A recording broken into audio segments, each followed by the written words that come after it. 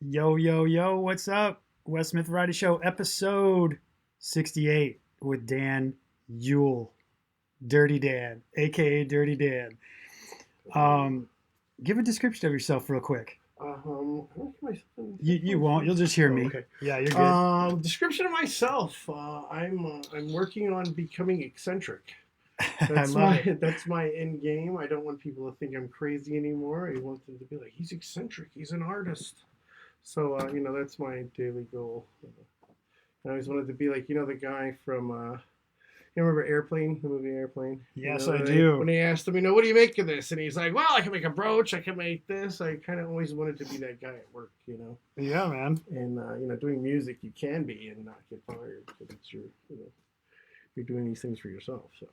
Yeah, so I noted it's on the initial post for the video, but Fresh Farm Music, DJ, Yes. producer, LA based. Yes. What else I missed? Father.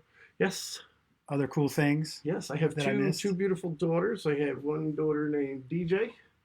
No way. Yeah. So I see if I Awesome. can get it onto the screen. Yeah, My name is got it DJ. right here. So people always ask me, "Oh, you love being a DJ?" And I'm like, "No, that's my daughter's name."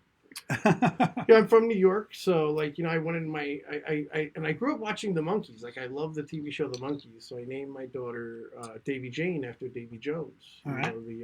the singer. So, and then I wanted to make it the New York, I love New York symbol, so I could symbolize a few different things. Yeah, I didn't realize until I was catching up a little bit on your origins that New York was your spot. So Yeah. I don't know if you knew I lived there for like 8 Oh years. yeah, what Yeah. parts? Brooklyn? No, I lived in Lower East Side and Alphabet City. Cool, I love that. Yeah. I used to live on 3rd and 1st, right over the Hells Angels. I lived on 93 and a half, 3rd Yeah. Street. Nice. And those were fun times. Those were fun times. With What- my friend what- Satya. I was there like Good times. 10 years ago. Yeah. So I was there for about, like I said, about 7-8 years. Mhm. About 10 years ago. So going back, that's like did a lot of music stuff there. But that's where I kind of just DJ'd all kinds of random club Mhm. stuff. I've talked about it a number of times here, open format stuff, whatever. Oh, yeah. That's kind of, I did it, was Mhm. playing all the time there. More like gig jobs, that Mhm. sort of stuff. But yeah, I lived in, I had a stint in Midtown, I guess, Yeah. around 29th, All right. you That's a nice area. over Yeah. there. That was Did cool. you- I was squatting at a girlfriend's place. Yeah. we used to do a couple cool parties over there. We had this one karaoke spot we used to do on 32nd Street all the time. They had one main room that they would let us do after hours at, and people all hang out in the back and stuff. I did a party with Oscar there. Oh, nice. Mm, Well, yeah. speaking of Oscar, and before we get too Oscar, far yeah. down the line, let's drop a little bit of Thanksgiving knowledge real Oh quick. yeah, you guys Let's- come out tonight to Thanksgiving. Yeah. What is the info line number? I don't even know the info line. You can get tickets still. Do that. Let me get a ticket link for you guys up here. Thanksgiving. This party's gonna be awesome. I'm on from 8:20 to 9:20 tonight, right before they open up the second techno room. So come early. There's gonna be a lot of great artists. Pro K, all these guys are on ahead of me. Let's go to the Yeah, actual while you're lineup. finding that, I'll read off some of the people that are on this He has the thing. lineup right there. I'm finding the ticket link right now. Yeah, I'll read it a little bit because I'm not displaying this web browser on the video screen. But if you go to just type in Thanksgiving, DANKSGIVING, and that'll either take you to the Thanksgiving 8-year anniversary, which, by the way, probably the best name for a party ever. That's awesome. That's awesome. And it was just brought to my attention that the first set starts at 4:20. Amazing. Can't get any better than that. You can't.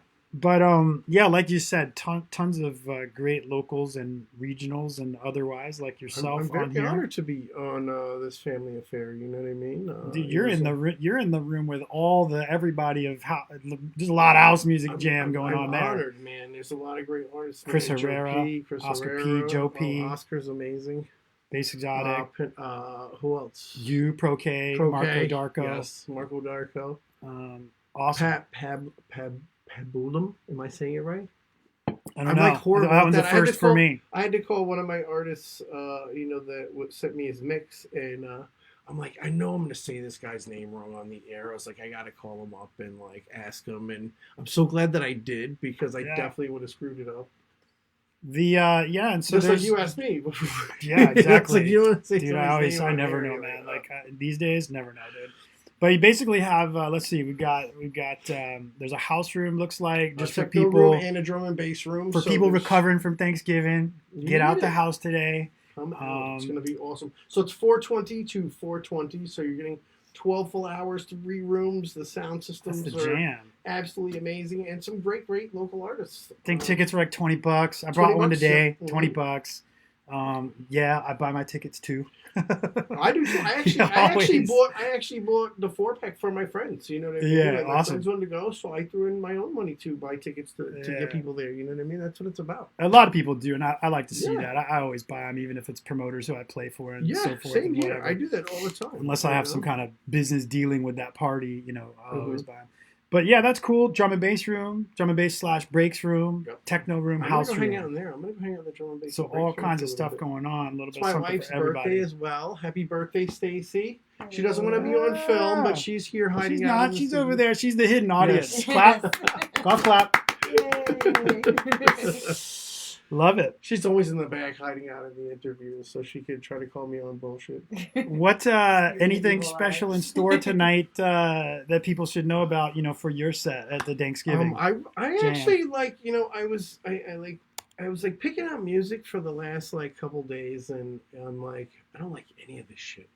And I was like, I don't really like anything that's on the radio. I think everything's really been really regurgitated, and like every time I'm out, I hear like the same songs over and over and over again. Yeah. And so I said, I'm gonna go through like all my files ever and like dig up from Raves Past. I went on my Beatport, like my Beatport downloads since ever. Yeah. And I was like going through it, and I was like, from like 2007, like all the way up. You know what I mean? I'm like, let's go and like jump back a decade of rave. And Yeah. like, I started looking. I'm like, oh my god, what the fuck was I thinking then? Like some stuff. I'm like, wow, what kind of mood was I in? And then I found these like really great tunes that I think should be shared again. And I'm gonna take you through raves past, present, and future.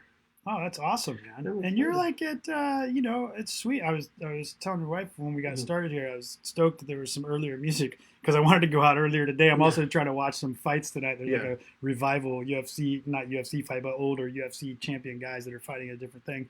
Promotion by Golden Boy. Do you watch fights at all? No, no, MMA? You're No, into no, violent MMA fighting? I'm either making music or watching movies to like recover audibly. I had a about 10 years ago around the New York time. I had a girlfriend she was like a martial arts Mhm. specialist, kind of a lot of just for self defense, but she fought a little bit amateur. Anyway, she got me into it, and I've never been able to shake it. Yeah. So I got a couple of friends that are also into it. But I'll go watch fights. Like if but it's to- like everybody's going, like I'll go yeah. watch a So fight. You know what I mean? so tonight there's a crazy like. I posted a picture of me wearing this old shirt I have Mhm. from Chuck Liddell. Mhm. So he was like Chuck the Iceman Liddell, and he was like really one of the guys who kind of got the UFC. There's a number of people that helped make it famous, Mhm. and build to what it is today. But he's really one of the dudes. He was like the first dude on Sports Illustrated, Yeah. from that fight world, Mhm.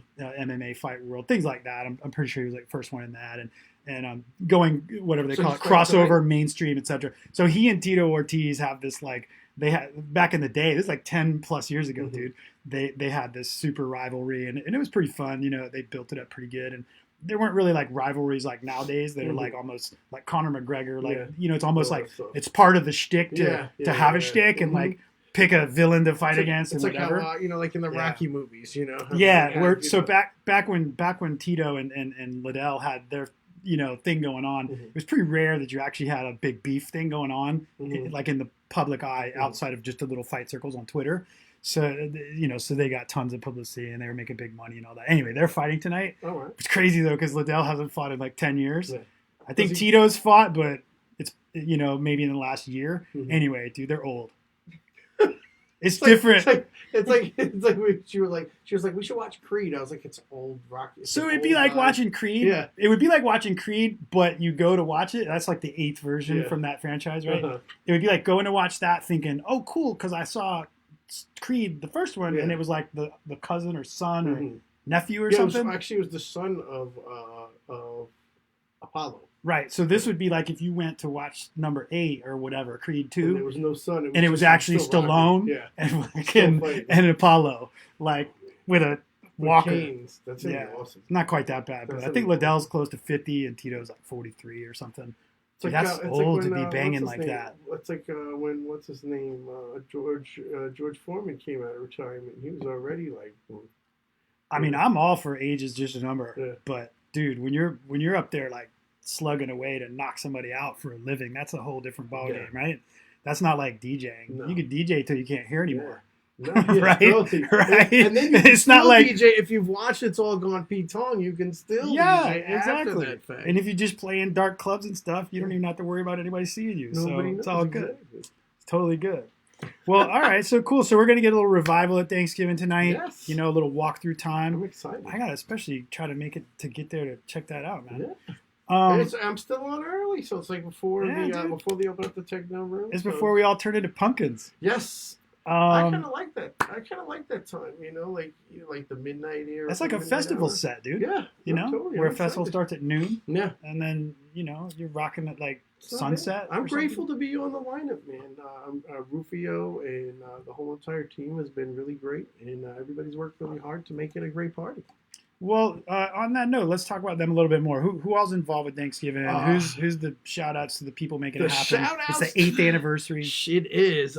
So it's In the Hoodie is one of the companies that's involved. So it's Rock the Discotheque, which is Rufio's company, who is what is his Rock the Discotheque is his and like Enter name. the Tech. Enter the Tech. So all the underground parties that you know under the Enter the Tech name is run by Rufio. So I'm very grateful for him having me on. Who is the other guys? It's In the Hoodie is the other In the Hoodie presents. Yeah. And Mr. Robeloso. Oh, okay. I do not know him. I don't know. I'm not familiar. I do not know the other two groups, but those are the guys that are involved, and I'm grateful to be on board. Cool. All right. Once again, if you're local, checking this out, or when I post it later, go check out. It's like underground shit. So go check out Thanksgiving not Thanksgiving.com. It might be something there too, but just Facebook Thanksgiving, and you'll see all you need to know. You'll be good. Cool, but let's get into like a little bit more of you, man. Yeah. Let's go back to New York. Where'd the music start for you? Music started for me. I was a kid, and they opened up a record store right down the block from my school, and I was coming there with my friend Paul, my neighbor, and we just happened to be riding by, and the guys were like, "Hey, I was like, hey, what are you building here? And they're like, well, we're making a record shop. I was like, I like music. I collect records and shit. Where was this? This is on 160th Street and Northern Boulevard in Flushing, Queens. The store was called New York days. All right. Yeah, this was called V&V Music Factory, and I was like in like 6th grade. Okay. And that was my after-school job. I would go and like sweep up the store and price tags and shit. So you're illegally working at a record store? Yeah, in a record store when I was a kid. That's how you got going? Yeah, like they actually had my mom come down to the spot. They're like, listen, go get your mom, and if your mom's cool with this, mom was like, fucking take them. Were you born in New York? Yeah, no, I was born in Florida. I moved up there when I was like 6, 7 years old. Dude, I was born in Florida. Yeah, that's what's up. I'm from Clearwater. All right. I'm from Clearwater, from the I was born on the other coast. From Mexico side, yeah. Nice. I go from Mexico side. And we moved up there when I was 7, and my father owned gas stations, so it was kind of cool, man. Growing up, we had like a lot of like famous people like came into our gas stations and stuff. So it was like weird. Like music was always around me, like as a kid. My stepfather was like a roadie in bands, and that was his side job when he wasn't at the gas stations in the 70s and the early 80s, and then. I got sucked up into music by the record shop, and then just meeting random people that came to the gas stations. The Ramones got their gas at my dad's gas station. Like Run DMC, LL Cool J. It was like such a weird eclectic neighborhood that we lived in. You know what I mean? Yeah, I bet. So this is like the people that I would run into as a kid. It was like music was my destiny. Oh man, look at that! The freaking I see a little Burning Man. Yeah. Right over there, yeah. Oh, this thing? Yeah. No. The Burning Man. Didn't. The ticket? It might be a ticket. Is that Yeah, it's a ticket. Mark do that one? Carnival of Mirrors. It was a Carnival of Mirrors. Mirrors. Like probably 2 or 3 ago. Well?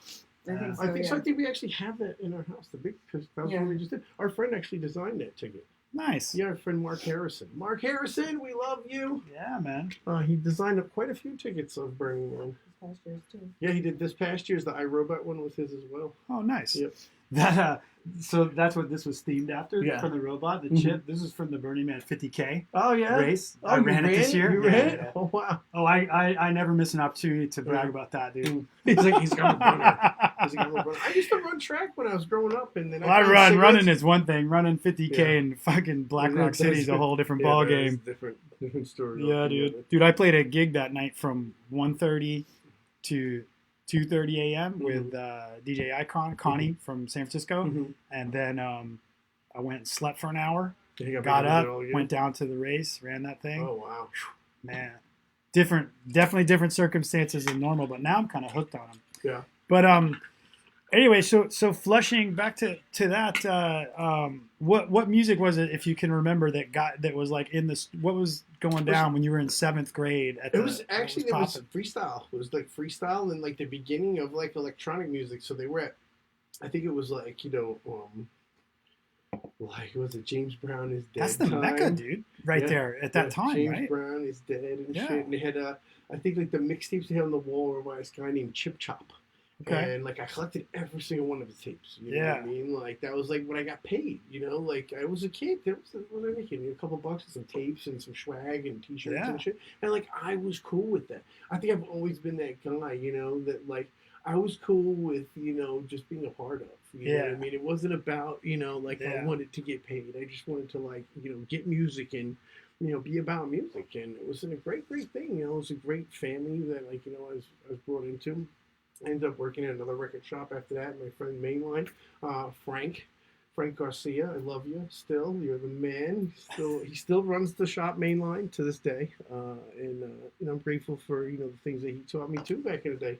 What did you guys have for like what would a party be like at that time? And I don't know if you were going at that age, but I didn't go out for a couple of years till a couple of years after. I didn't go out till 1991. All right. And the guys that were coming to the shop, that were buying records like, hey Dan, you're like dealing with this stuff every day, and you always hear our stories and shit, come Monday morning or Monday afternoon, and they're like, why don't you sneak out and come with us? And I was like, fuck it, let's do this. So where do I meet you? Like, meet us on this corner. that's risky shit when you're in high school, man. Yeah, well, this was I was 12. This was like still junior high school. Oh, you're getting close, right? I was in like 7th, 8th grade, and they were like, yo, let's come out. So I was like, fuck it. I already been sneaking out to do other dumb shit, So I was like, why not?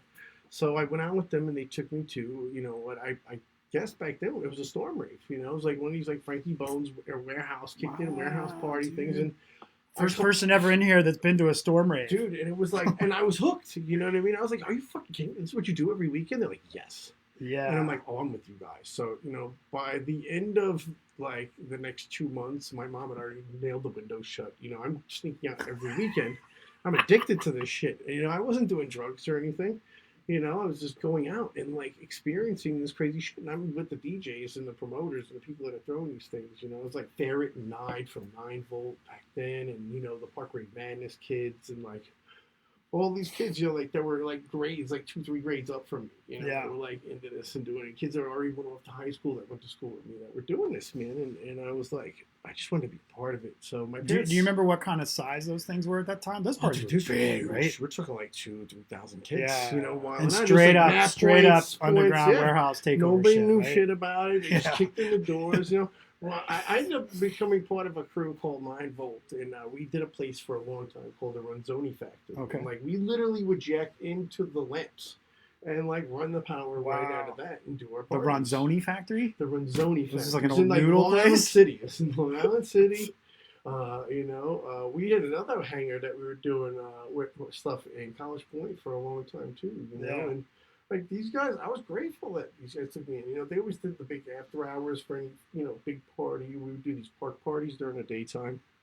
It was like an epic time, man. What like, was the music at the time? It was a you lot said of like the original rave shit, but trancey, and like these more harder, faster, hardstyle, like harder house stuff back then. You know, a lot It of was like- super high energy shit, Yeah, right? it was like Regardless totally of the tempo. different. Yeah, it didn't matter. It was like that 133, like kind of was like the steady, boom, boom, boom, boom, boom, and fast. Well, that's that time. So it's somewhere in that time period, I guess, and I'm just speaking from A lot of breaks reading and shit knowledge. too back Yeah, then, you know? but there was somewhere in there was like when Frankie Bones basically went over to Europe, right? Yeah. And then Well, it was Adam X. did massive shit. Adam X was his brother. And, Right. he was one of the guys that was in Sonic Groove with him. And he Sonic went over Groove, to right. Berlin and became, the Black Asteroid. And became somebody The Black Asteroid. The Black Asteroid. If you look up Black Asteroid, I have no idea what that is. I'm gonna look it up while you're talking. Yeah, Black Asteroid is became his techno name when he went out over there. And, Adam's cool motherfucker. I remember some dude. We came out as rave at what's the name of the club? It was on fucking 36th Street, I think. I mean, he's still out there. Yeah, doing shit under Black Asteroid. Totally is, man. Black That was Asteroid. a new one. I mean, I knew Adam X was, but I thought he disappeared. But I guess he became Black Asteroid. So that's what happened. That's what happened. And if you look him up on Resident Advisor, he's Resident everywhere. Advisor, he's huge on Resident Advisor. No, he's all kinds of current shit. Oh, It's yeah. not like it's not like a bunch of shit from I still play 1995. Black Asteroid stuff, man. Respect to the X. Nice. Have you ever? I seen him beat somebody up one night. A guy came out and he was like, "You fucking suck," and he squared off with this dude old school Irish fighter shit, and dropped the dude with one punch. And I was like, Adam X is my favorite. Well, I remember going to Sonic Groove when they had the record store. Yeah. Oh, man, I used to go there all the time. And my recollection was probably just because I was a self-conscious young kid mostly. But my recollection was walking in there was intimidating as shit. Oh yeah. Oh no. You basically went in and it was it was like dudes queuing records and that's all they were doing. Yeah. And it was like the fact that there was a customer. I'm not even sure that customers. I mean, it was just like whatever. It was basically walls lined with records. Them sitting with a stack queuing. You went to queuing. satellite back then too? Yeah, yeah. I lived in Washington. Love you, D.C. Scott. I lived in Washington, D.C. at the time. Yeah. So for me, that would have been an out-of-town trip to go up there to Sound Factory or... Oh, man. Man, this is right when I'm sorry. I keep we're hitting good. this thing. We're good. No, that's that's literally right when I'm cutting my teeth. Pretty young. So it's seeing that stuff. Jonathan Peters, what a fucking DJ, man. Where was he? That was at the Sound Factory. Oh, okay. Peters was one of the resident DJs. I can't remember anything except for when I would go up to see a headliner like a Carl Cox or Junior Vasquez or something. Yeah. I worked there for a guy named Doug Laser. Doug was the man. He was the lighting tech there, and lighting tech for another place called The World. And what other clubs were we doing with him? Man, we did a bunch of stuff. We did a bunch of parties. But love you, Doug. Another great guy. I worked for him doing lighting for Jonathan and for Danny Fagley, all these guys, man, over the years, and I got to be blessed to work with a company that was in this position where I'd be in a booth sitting there with some great talented artists, and my job is to make the lights move to his music. So you're doing lighting. Yeah, I was doing lighting. I used to work with Grand MA board and run all the lights. I'd sit there and DMX everything and set everything up. The unsung hero of the early discotheque. Oh man, and the lighting guy. And shout outs to people like Ariel, Ariel, who was Danny Taglia's lighting guy for a long time at ARC, to Jeff Burton, who's still out there in the trenches. I love you, all lighting techs. Fucking, we love you. What was the year? What's the year when we haven't had a lot of lighting talk on here, but I'm gonna go back a little bit. What was the year when we kind of went from disco ball with spotlight to robotic shit? You know what I'm saying? Because there was more mirror trick stuff, but then we went to the robotics. It was just some mirrors doing this. They basically American DJ kind of started packaging black boxes with a few mirrors or prisms in them, and that was cool. You didn't need a disco ball, really. You just need a fog machine. It's remember when we used to have the balls, and it was just a Boogietron with a bunch of different lights? Yeah. And all of a sudden it switched over to these, what was it? Intelligent lights. Did you say Boogietron? I used to call them Boogietrons. Dude, is that a real name? No. The word Boogietron has never been used here before.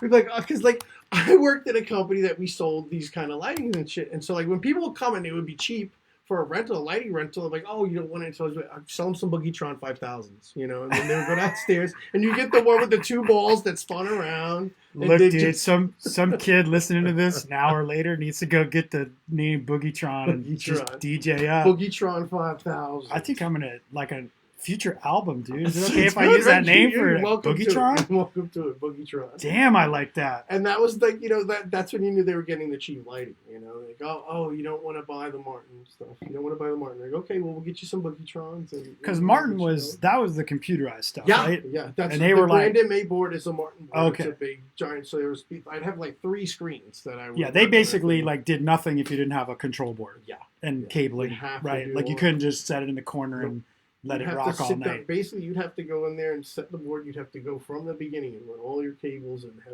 run all your lights and say, okay, now we want all of these arms to go like this on this transition. I'm going to set that to a button. And I'm going to set the next button as the sweep. And then they're going to change colors when it hits here. And you spend all these time setting up gobos and all this stuff, So when the guy is there and he's playing with you, your performance rig is like this. And I know, okay, if he's going into this breakdown now, I'm going to start going into this, Cheyenne blue, and then we're going to switch to a magenta. We're going to start to fade everything down and get it ready for the rumble. And then we're going to start setting up the strobes, colors. And then all of a sudden start setting up the strobes. It's helping to build his crescendo, and what the artist is doing. And how much impact do you think that I've actually never thought about this till now, dude. But how much impact do you think that this lighting technology had on actual, let's just generally call it the rise of EDM, including all genres? Huge, because the more like LED boards and the more of these like bigger stage building, you know what I mean? It's a draw to the person's eye. Because if you just had a disco ball with 2 spots today, like dubstep wouldn't quite be the show it is, right? No, like it would be cool coming out of speakers. Yeah. But in my experience with the dubstep shows I've been to, or just hearing it like at Camp Question Mark or something, Burning Man, these kind of things back then, or even the New Future Bass, projectionist or it makes a something big now. difference. Oh yeah, well because your eyes and your ears are kind of working together. So if there's not something there to dazzle your eye while your ears being serenaded, you kind of get lost and you get bored. And your phone's like this now, Yeah, it almost leads you. I think about that. It almost leads you in a bit of a like, okay, this is music you freak out to, bro. Exactly. Like, and I'm excited as all this shit goes scanning across the horizon. It starts building up the endorphins in your system while everything's going on. And that's why I really enjoy being a lighting technician. Being able to like give people that is the feeling that you get at the end of the night. Do you still do lights? No, I haven't done lights in like 10 years, man. I haven't done lights. I started in '98 and did lights from '98 to about 2004, 2005. Well, that was like the heydays of light technology, dude. Sasha Digweed. Because then they just started adding more shit on. Yeah. I mean, and then obviously it became more like projectionist than once it got into that, mapping, it was projection mapping and stuff, and it's like a whole new ballgame. I mean, now like with a decent MacBook Pro, you can roll into a space and cloud map it, and then do all sorts of my friend Morgan Freeman. Love you, Morgan. That's another guy. I used to have a guy, Morgan Freeman, who's a white kid. He's not. Come on, Morgan that Freeman. guy doesn't get asked that question at every bar he's ever been to in his life. We'd be like, it's like, dude, I have a friend, Dave Matthews, and I'm like, oh, that's come awesome. on, dude. That's what I said. I can't even introduce him. That's awesome because I always, when I see people like, everybody thinks you're bullshit. I'm at any kind of Burning Man event or Burning Man anything, and people I'm like, hey, are you guys here for the Dave Matthews concert? That's the first thing I ask people. I don't even like, I'm like, oh, you guys are here for Dave Matthews, and people, Dave Matthews is playing, and like, really? Yeah.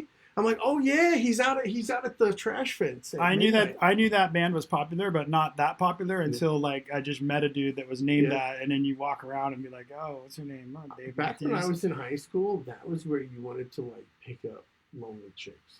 The Dave Matthews show. You were guaranteed. That's the OG emo, dude. Yeah, if you had game, you were coming home late. That's the OG emo. Matthews. Thank you, Dave Matthews, for those times. Yeah, that's pre-emo. I was like super into shows. I've always been into like that's why I brought you buttons when I was a kid. I brought you some Fresh Farm buttons and what have you. But, And when the I was a sticker, kid, I dude. used to follow all the shows. I used Dirty. to follow all the shows around, and I would get a button from every band that I went to see that I represented. I would buy a T-shirt. I was that kind of fan. If, like, I went to see your band kicked ass, I was going to buy a shirt, and I was going to buy a button. I was going to put your fucking button on my jacket. You're like an OG EDM consumer, dude. Yeah, I mean, that's really what it should have been about. It's about supporting your scene. You know what Yeah. I mean? And, like, a lot of people talk about how they're supportive of their scene. But, I go out and I buy the swag for people that I like and I enjoy their art. You know what I mean? And, like, Well, if they have a giveaway thing, I'm gonna keep it, like, on my jacket, like I have. hey, well, in the Certain context people, in the context of your set tonight and a little bit of walkthrough time, what so we went through about 10 years there, mid 2000s. Obviously, we had 9/11 in there. You were in New York. Yeah, wow, that got crazy as shit. I remember my mom woke me up and she's like, "They just flashed a plane into the building," and I went to the park in my neighborhood, Casino Park, and from there you could see the World Trade Center. Yeah. And we sat up there and watched it fall. You know what I mean? I was in D.C. at the time, right near the Pentagon. Yeah, that's crazy. I could see that happen. But friends in New York. A couple weeks ago, Brian Despot was on here. We were talking about it a little bit, and we were just talking about rave scenes and scenes around. And maybe you can validate what I remembered correctly, but during that time, like New York, DC, Boston, that corridor was just wiped out in terms of events. Done, right? Silent. No parties. Nobody doing any shenanigans. Nothing. It's just nothing. Nothing. Everybody was scared. Yeah. Yeah. And that was my recollection. Like people, it was like that. It's weird thinking about it now, but like even not directly involved in either the DC or the New York, really catastrophes. Like, York. Dude, everyone was like, I don't know about that. And underground? We'll go hang out in Connecticut. Yeah, it's probably why the scene started booming in Pennsylvania. Yeah. They're like, all they did is drop one in a field out here, so we're okay. There's nothing that's going to happen in this field. Oh, it's crazy, terrible. Yeah. But mid-2000s, so getting past that, and then, like, you were still on the East Coast? When did you come out to the West Coast? I came out to the West Coast. I went on a road trip to Alaska that I was going to just work for a summer, and it turned into, like, something totally different. And next thing I knew, I ended up having this little bar that I was DJing at. And then in Alaska? In Alaska. Yeah, I went up there to work for a summer. Were you working on a fishing boat? No, we were together at the time. You're out there running an oil rig. I went up there to work and do commercial flooring, and like I landed in Alaska. I was making almost $50 an hour, and I was like, "This is amazing." I was like, "I'm not going anywhere." I was like, that's that period where you could get paid a lot of money just to be in Alaska. 2006, right? Yeah, 2000. People doing fisheries. Oh, dude, not even that. Kind of anything. When I moved there just the right time, so I was within the cycle to get what is called the PDF, the Petroleum Dividend Fund. So I was getting like $3,500 a year just for living there. All right. You just get a check, boom. So I was like, why am I leaving? So it's like a dividend to citizens, all registered citizens in Alaska. If you live in Alaska and you live there through the time period, this year by this year, you were entitled to That's like what goes on in like the UAE Mm-hmm. these days. All right. It was wild, man. So I was like, well, I'm going to stay, and I amassed all my equipment again and built things back up and had my records shipped out and bought more records and just really focused on it. I started going to school for radio broadcasting at University of Anchorage, Alaska. Did you do the radio show there? Yeah, I did a radio show for 4 years. So 4 years? I did. I would do a morning drive with my friend Caroline. Yeah. And I would sit up every morning and I would tell you the news and make jokes. And, I really enjoyed that. Growing up as a kid, I always listened to Cousin Brucey or Bob Shannon on CBS. They're like 101 with Bob Shannon. This is what I grew up on. Come on, dude. Do your. What was the radio station? What was it at the time? 101 CBS FM, and it's very ironic. I'm doing a show now called 101, and it's. You are now? Yeah, I'm doing a radio show. That's what the radio show is called, 101. And, is it because of that, or no? It's ironically we were trying to figure out what we wanted to do and what we wanted to name it, and I was like, we should just name it what we're driving on. It's going to be during drive time. It's from 3 p.m. to 6, so we should just name it after our most congested road that I'm on, and the 101 is horrible at that time. So yeah, I was like, I'm just gonna name it 101, and then I started going into all of what brought me to this. So I decided to go through and sample every radio station throughout the globe that uses the handle 101. And I've been using it as my inserts on the whole radio show. So when you hear it, you're gonna laugh at me. Well, dude, backtrack a little bit. Yeah. What music was going on in the Alaska college radio station? Alaska radio station. Or That was that radio. Oh man, that was like the Ting Tings were coming out, and there was like a lot of like The they liked Ting-Tings. they liked like indie rock. You Yeah. know, like indie electro was like really the big thing in Alaska. They liked that kind of stuff, like weird, like flippy, glitchy type stuff at the time. It was a really cool. Was time. there a house techno Yeah, there was rave scene in there's a rave Alaska? scene, big rave scene up there. Still to this day, my very good friend Mike Mason is still doing parties up there with 80K. I mean, they bring Everybody go flood Mike Mason's inbox in Yeah, Alaska, go ahead. dude. Yeah, Get Mike- booked in Alaska. Mike is awesome, and yeah, Eat he probably fish. would book you. He probably book you, and you get a fishing trip and all that cool stuff. Like that's what we do. We bring like Nigel Richards out there and give him a fishing trip. You know, they'd have like Darude they just had up there. They have all kinds of black gummies they have up there. Dude, I But did. at the time, you know, like, You know, real quick, Yeah. we all do edits of stuff like Yeah. music production, like edits, mashups, whatever. Mhm. I did one of Sandstorm yeah. on a lark for another friend here in I town. love Sandstorm. Payam. That Oh, is it's the a most great song. requested song in Alaska. believe it or Dude, not. people. Well, my point was, I didn't even really promote it. I just dropped it out on SoundCloud. Yeah. Went bananas, dude. Yeah. They said like I don't know, 4,000 or 5,000 plays People with no love like, that shit. yeah, it's People love that hilarious. The shit. amount of people looking for that word. That know? song is hot. Yeah, I mean, and it's funny because I got to tell you, if there was a battle between, I like to post up like if I'm gonna, Mhm. if I'm trying to just have fun between two different artists that I did, Mhm. bootlegs of. Yeah. I'll put them up with a little survey. Mhm. Sandstorm, Darude definitely won out on the one. I think I had like Darude versus Vanilla Ice with Ice Ice Baby. Oh man, I did both, but dude, it was not even funny Vanilla to scale. Like Yeah. everybody wanted Sandstorm. That's It's like like when, wow, That's like when Speak No Americana came out. Remember that Ah, song by Green Day? was it- No, not Green Day. What is it? D Cup and Yolanda Be Cool.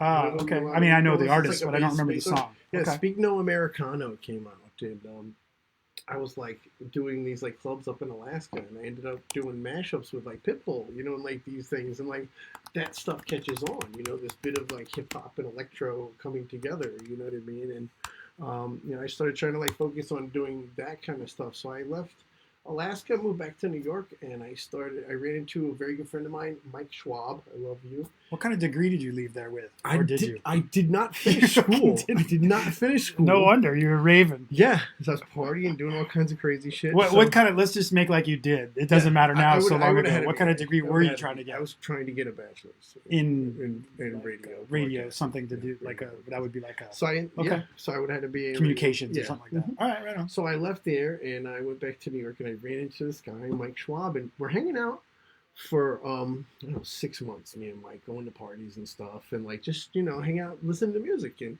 somehow I like ended up sending by accident in his email this mix that I was doing. And he calls me up and he goes, "Dude, you didn't tell me you were a DJ," and I was like, it's kind of like irrelevant, like I'm not like douche, like hey bro, I'm a DJ, my pal, hey, check this out.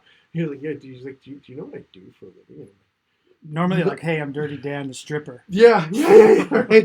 So, no, I just, at the time, I was working at day, I was working at day job. I wasn't really focused on anything like that, I was just going out and hanging out with a friend, and he goes, yeah, I'm the program director of Music Choice. And he's like, I run the dance EDM. This is channel. in New York. Yeah, Yeah. He's like, I run the dance EDM channel. He's like, so I just wanted to know where can I send this contract to? He's like, because you go on air on Saturday. I'm like, what the fuck are you talking about? He's like, yeah, that mix you sent me. He's like, I'm putting it on air this weekend. Right. And I'm like, yeah, The contract. Yeah, and he's like, where do I send this contract to? So I ended up becoming a resident DJ for TV's Music Choice for the next 7 years. I ended up doing Wow. radio That's mixes fun, for Music dude. Choice, and like it's funny. You didn't need the degree. I had enough of the schooling and stuff, and Yeah. I did all this stuff, and then honestly, just not being a dick and not being bougie about what I do. And sticking to my work rather than trying to go around and like talk about myself ended up being the best thing for me. You know what I mean? Yeah, that's good advice Yeah, like to anybody. Yeah, don't in stress anything. people. Like don't jump into things and be like, hey, bro, you should book me. I'm this. I'm a DJ. Blah blah blah. It's not really what you're about. It's like, exhausting. It is what it is. And you like kind of like run around like a chicken with your head cut off. And I've never been one to sweat any person for anything. You know what I mean? I'm not sure. I want my art to show for itself. It's know what I mean? interesting, interesting perspective. I share it in large part because I think it's gotten even crazier with with all the social media and from every different channel, whatever it is you're into, whatever it is comes up, it just gets more and more, right? It's inundating the world, right? So it's really easy, I think, especially if you're younger, to get this perspective that, this incessant, like, scream the loudest thing is how to get where you want to be. Really, and I'm sharing this perspective, if you agree, is like, really, I think, like, go create stuff and put it out there. And it's like, it can be lonely because it sucks if you create something that's your passion and no one gives a shit. Yeah. I get that totally. And it happens to everybody, no matter how awesome they are or think they are or how much money they've made, whatever. Everybody that makes stuff makes something that no one gives a shit about, whether you're Elon Musk or me or you or whoever, right? And regardless of the industry. But the tricky part about this social media thing, it's different than, say, 15 years ago. 15 years ago, if you made some bullshit, nobody knew. Something. I mean, nobody knew, and you're kind of like, whatever. You had like 30 people. They weren't really streaming music. Who cared? Yeah, exactly. Now, you could say we killed it last night. And you really couldn't see other people other than like porn stars or go-go dancers or something, pushing their... There was no Instagram model shit. Exactly. It didn't exist. So now all that does, and so it's like, it's super easy to think that, like, you should be that. I think way easier than 15 years ago, 10 years ago, certainly 20 years ago. And so, and I think it damages a lot of the people that, should be creating more because they're trying to keep up with that shit. Yeah. And I'm not going to say that social media is a waste of time because I definitely carve out the time to do it. But man, you have to. It'll suck you dry, dude. Well, the thing is, I go to school for audio engineering here in Los Angeles, not here, but in Los Angeles. I go to Point Blank, and I see a lot of the kids that come in, like they have this like mindset that, red line and headline, and then, like, if I don't really care about this shit because my parents are still going to buy me, all my likes on Facebook, when I get out of here kind of a mentality. And it's like, there's a lot of hard work that goes into any artist that you've seen. You might think Calvin Harris, just blew up overnight, but did you listen to Calvin Harris's emo indie album from? I did. Yes, I did too. That disco shit. He was fucking killing it with that, And it's like you don't see that. What was that? I get all the girls. I get all the girls. Dude, it's like some of the worst lyrics. But awesome music. It was great. Yeah. And at the time, that was what it was. That was like Midnight Juggernauts were coming out in the preset. I guess cheesy lyrics, not really the worst. It was, but somebody found him from that album and then said, well, listen, we're going to tell you to this. And then, then he became a big star. But it's like, it takes 10 years to be an overnight success. Yeah. You know what I mean? And that's what people don't understand is, being a musician is like being an athlete. It's like the same thing. If you're going to be a runner, you get up every morning and you fucking run. Yeah. And you run your ass off until you're at that peak shape. So if you're going to be a musician or a producer or whatever, you got to get up and do push-ups and edits in the morning. You know what I mean? Like instead of doing push-ups, you're doing edits and you're doing this and you're making chord progressions and you're, arranging music. Yeah, it's like Quincy Jones. You know what I mean? Like he went and got up every morning and that's what he did. He also super talented musician, which I actually didn't know that until I watched this documentary recently. So good. Yeah, Quincy, I think it's just called. Yep. Yeah, go watch it for sure if you haven't. Jones is the host. I just didn't know he was such an accomplished musician. Oh yeah, but the thing was, he never stopped learning. You saw if you watched the film, he was learning up into his 40s. He was still going and finding other people to like learn from to become in between booze binges and women. Yeah, or like fails as shown in the documentary. He did fail for sure. And that's the thing is you have to fail, and sometimes people are afraid to fail. Yeah, and it's and you got to jump off that cliff. Yeah, I'm grateful for people like Oscar. A long time ago I would have gave up if it wasn't for Oscar. Yeah, I mean, finding some inspiration is totally awesome. But creating, if you want to, whether you want to just DJ or just produce or both, you got to just be making stuff and putting something out. You be putting something out at whatever interval is comfortable for you. But I think that's really the priority because what'll happen, what'll happen is make it just for practice. If you make something super awesome, it'll get found for sure. Yeah. And if you're the kind of person that can continually make super awesome shit, like like a Calvin Harris can do for his audience. Yep. You know, whether you like him or not, or a Does Guetta or the an job. Aoki or a Diplo or who gives a shit what name it is. Yep. You know, Skrillex. If all those dudes that are at the top, you know, they're at the top, so it's easy to look at them and be like, that's what I gotta be. Mhm. But that's not necessarily like what you gotta be is creating, and then, you know, a lot like Autumn over here out the hall. She's a painter. Yeah. And She's so, painting every dude, day. she pays almost no attention to like Mhm. all this other stuff. Yeah. She's just constantly Working. at her interval making stuff that works with her creative like flow Mhm. and putting it out, and it continues to just get more popular. You know, and at some point, someone will notice it if it's this like unique thing that somehow the world strikes a chord with, Yep. and it's puts you at, you know, the Diplo of painters Exactly. or whatever. Mhm. It'll happen. I think Well, it's more. It's way it's more work. likely to happen doing that than Yeah. it is to being obsessed with social media. Yeah, no, you're not getting anywhere. You know, just like and social media is kind of gone. You know, in some ways, you know what I mean. Like everything's either like buying paid likes or doing all of these things, and social media is kind of irrelevant. In some ways, I feel like it needs to kind of go back to the Let's older get away days. How do you feel Yeah. about social media? She's over there on her phone. No. What else are you gonna do sitting in here? I took her. I offered tequila and beer. She Yeah. wanted her wine. I didn't Yeah. have it. Well, it's her birthday. She's not ready to pregame. Oh yet. yeah, happy birthday. Yes, thank you. Happy Yeah. birthday, Stacy. Well, that bottle of El Jimador, it's totally, you know, those cups are clean. I wash them. He's like. I swear to God, no. I wash them I wash them all the time because Insisting that I have I don't just shot. wash them out with tequila. No, Yeah. no, that's There are people like that. not at all. That's Shout sipping out tequila. I don't really care. I just, you know, as you can probably tell from this whole room, like these are just things that I enjoy. Some I things, really like the bus here. This Yeah. fish bus. It's some awesome. things people have given me, you know, different times, from decanters to stormtroopers to Tupac, whatever, That's awesome. trucks, you know, big tennis shoe, tennis shoe keychains, Spock was my man. jamming, whatever.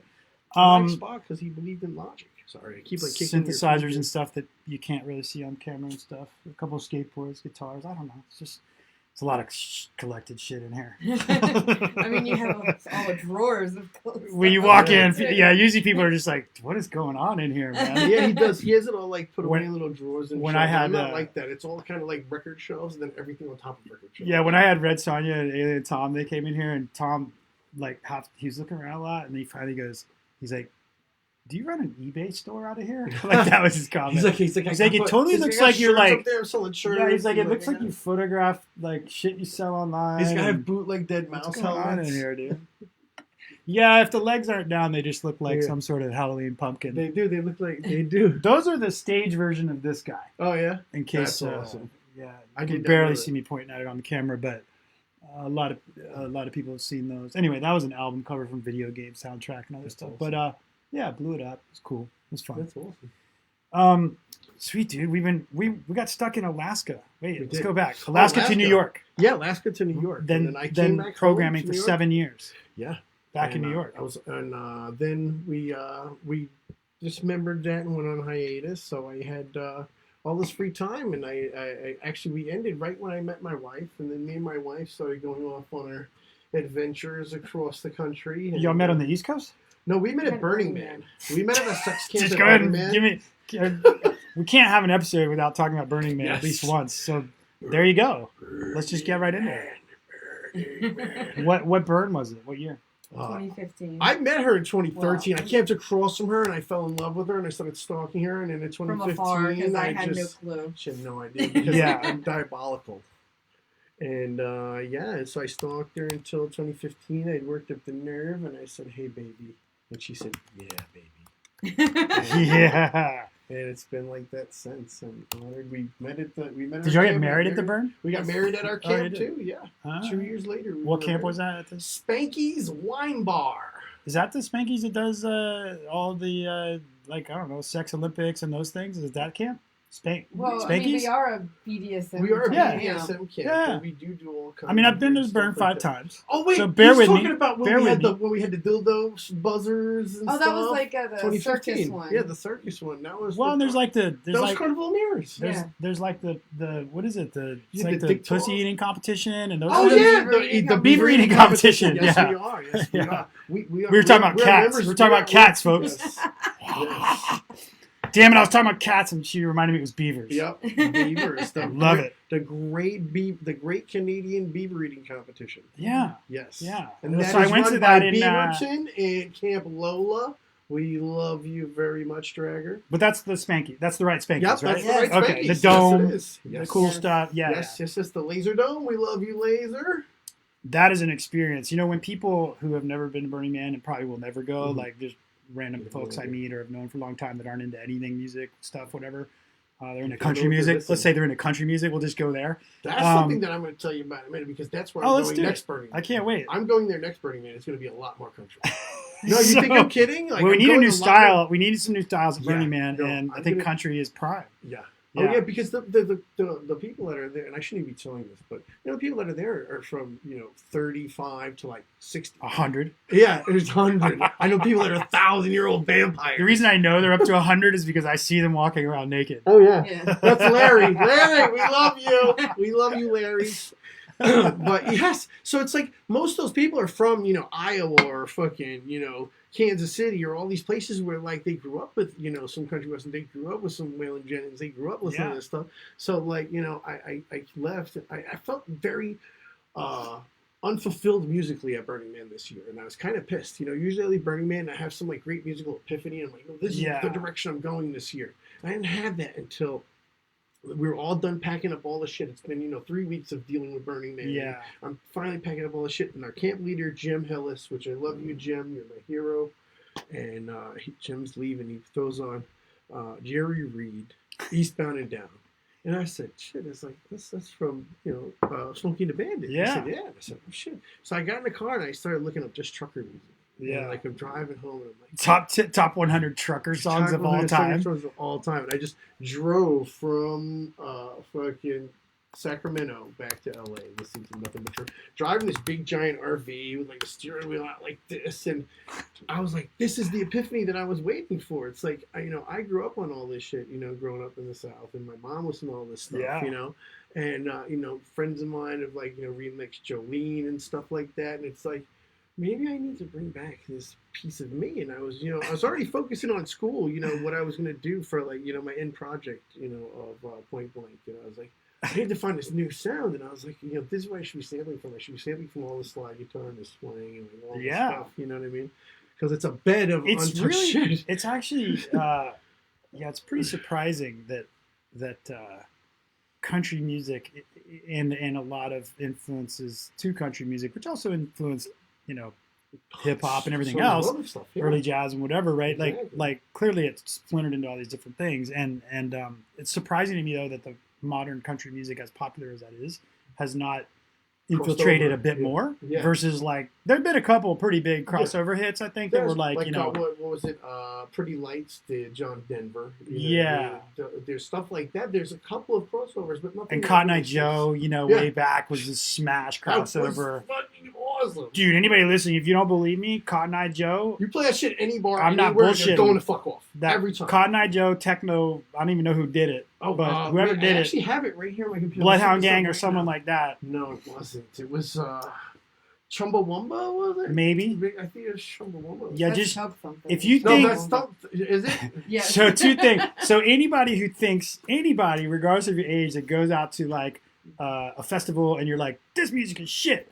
All I'm telling you is go listen to Cotton Eye Joe and the 55 remixes of it that are available officially, and you will be so happy that you have what you have in 2018 at EDC or wherever is like the biggest crossover festival ever in the planet that you ever attended. Going back into that You'll be time psyched. period of like, that James Brown is dead. You know what I mean? It was like kind of along that same line of sound. Hey, while you're looking for that, I'm gonna read. I just did I looked for a top 100 trucker songs list. Yeah. It's not bad, dude. If you go Google that, I found 50, but it's like, I'm gonna tell you, there's a Teddy guy, Bear, some Elvis Presley, no, Convoy. There's a guy that I'm gonna tell you about. I've been now. everywhere. His name is Sturgill Simpson. Okay. And Sturgill Simpson. I've heard the name. He did a cover of "In Bloom" by Nirvana. Okay. That is absolutely mind-boggling. Like you listen to it, and like he pays homage in all ways. It's absolutely. Well, anybody who wants that top 50 truckers songs that we've been talking about, go check out todaystrucking.com, of course. and then look for their top 50 trucking songs list, and there you go. I'm not sure if that one's on Spotify, but go check it out. Oh, Rednecks Cotton Eye Joe. No way. Yeah, Rednecks. But it's REDNEX. Rednecks. All right. I was gonna say Cotton Eye KZ, Joe. but whatever. Yep. All right. Where did you come from? Where did you go? Where did you come from? Bloodhound Gang, Right Said Fred. Right Said They're Fred. the beginnings of I'm all Too of it. Sexy was such a great song. They're the beginnings of all the crossover, dude. Did I play that at the wedding? I think I did. Didn't I play I'm Too Sexy at, Oh, yes, at you the did. wedding of You Sonoma did. wedding? Yeah, I played. I think it's one of the first I just songs. I just DJ'd the city councilwoman Rachel Hunley's wedding in Sonoma County, and it was really fun because I haven't played a wedding in a long time. That I was playing open format. I played It was- one. I And used it was to, country music. yeah. That's how I know so listen, much about country I music, brother. love country. Love country. So it's like really fun.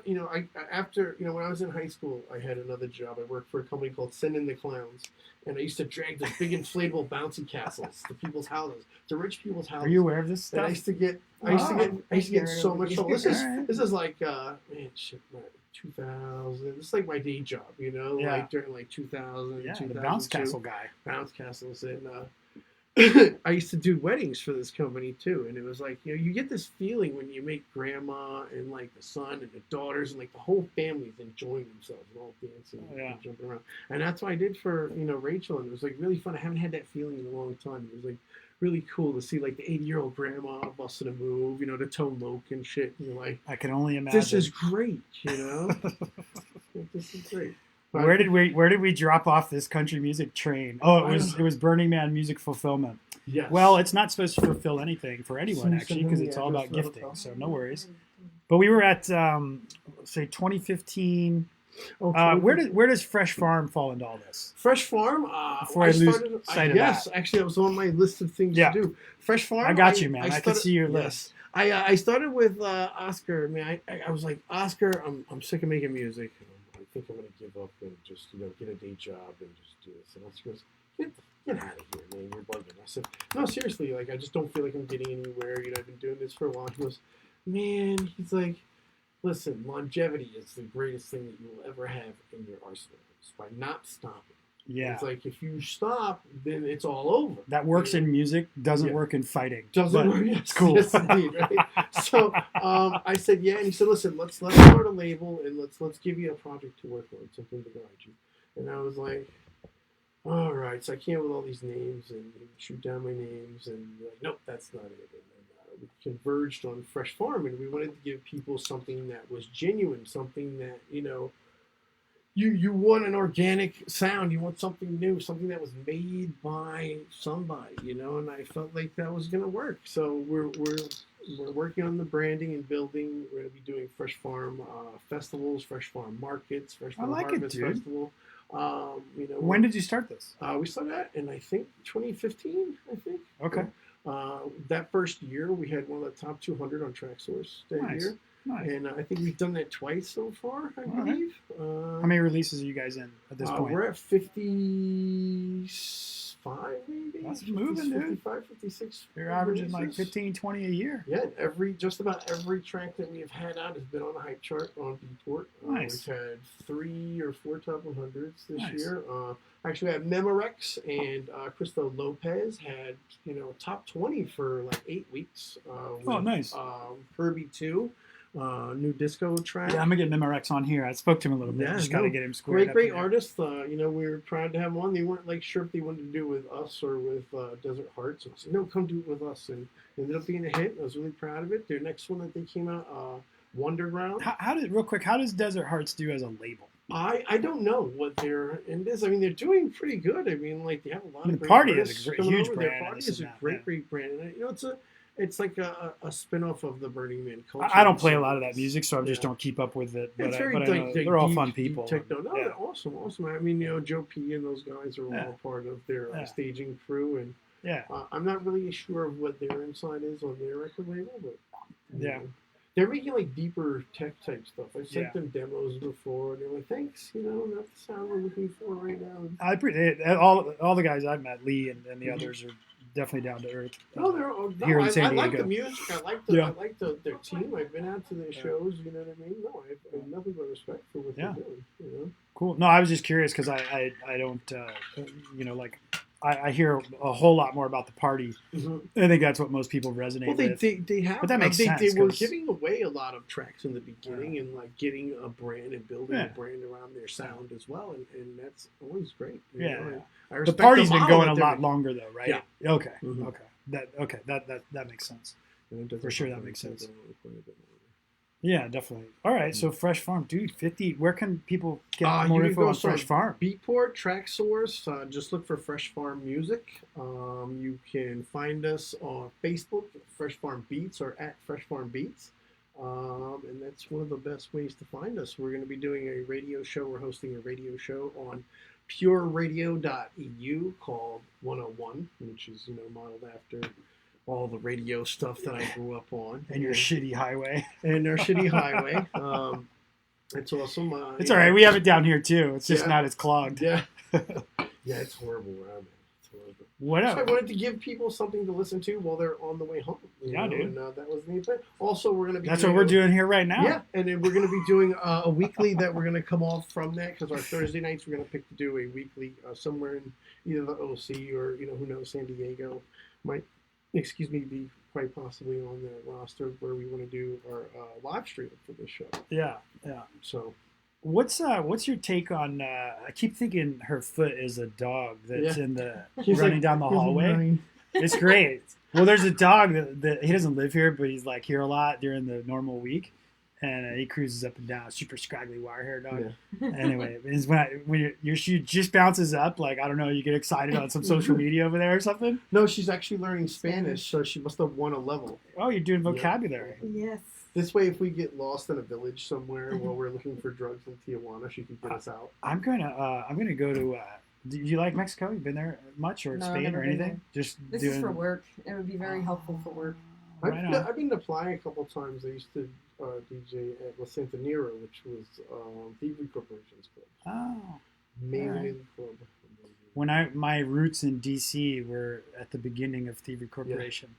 Wow, 18th Street Lounge, man, up there on. He's on a Burning Man all the time. He's a big time burner. Yeah, I see them, and they do these afterburn and some fundraiser things. I've seen a few of them. We actually were mad. We missed them this year. Massive. We had tickets. We had tickets for them at the GSR after Burning Man. Yeah, that's and where we got there probably 20 minutes after the show ended, and we were like, damn it, I don't want to go to just regular club night.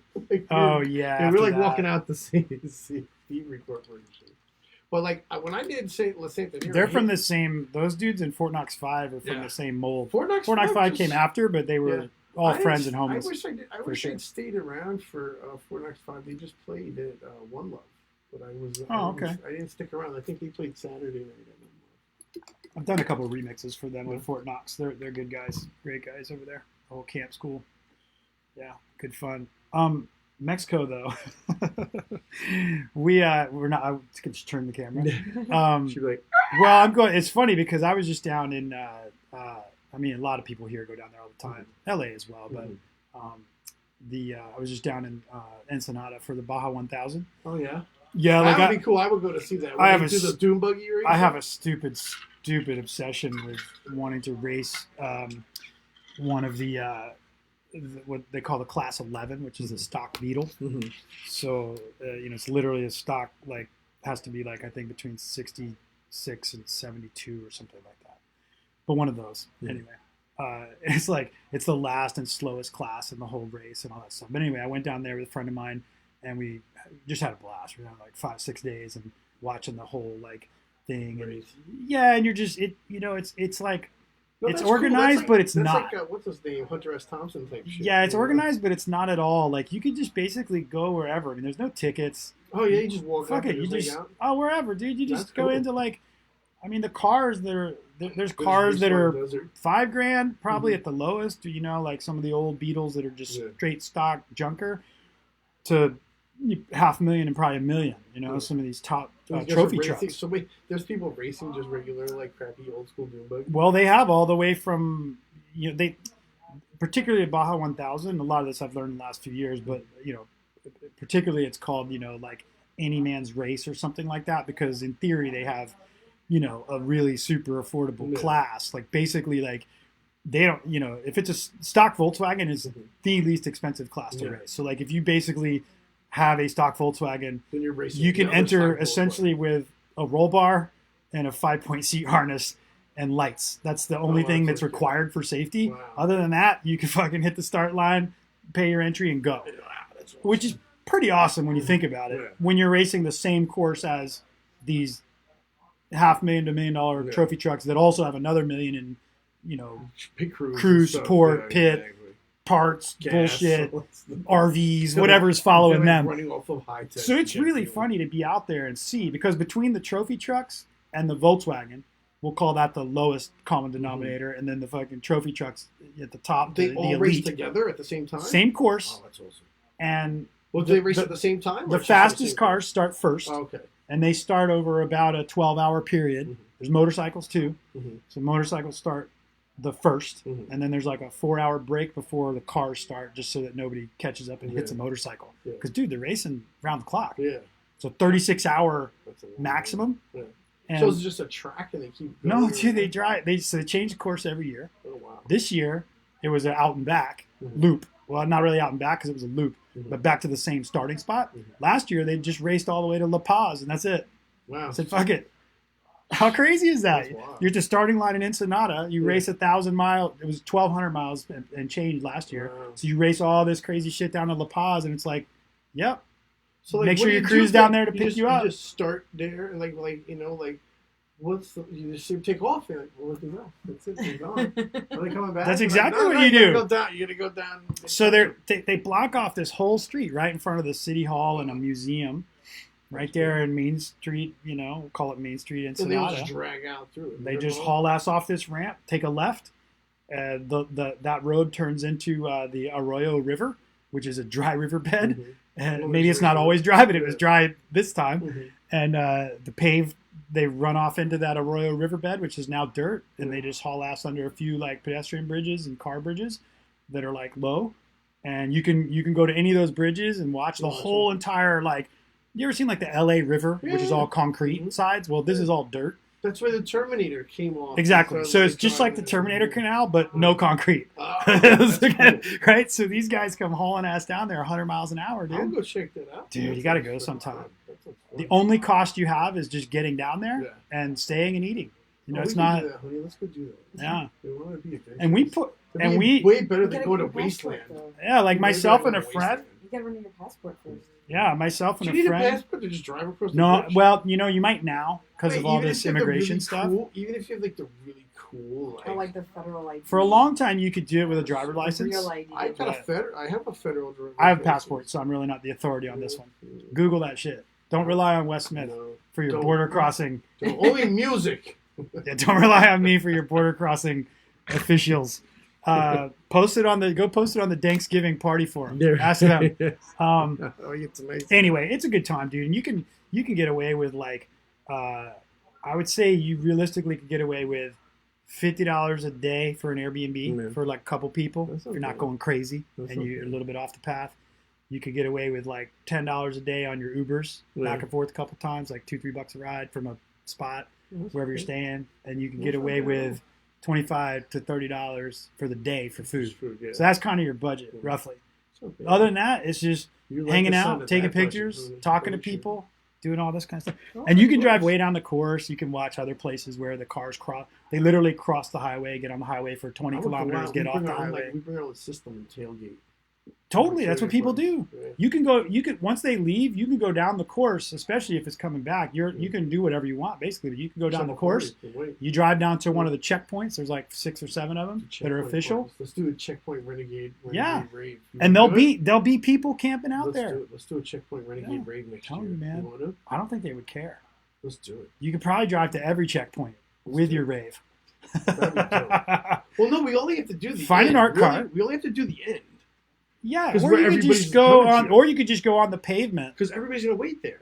Well, the pavement follows the whole race because they have to have crew pit points where I think the we should track do this. crosses the paved highway, which is really good in I think we Mexico. should make this a destination. Oh, man. Rave. If you had an art car that was banging like the Dusty Rhino or something that's roadworthy, Yeah.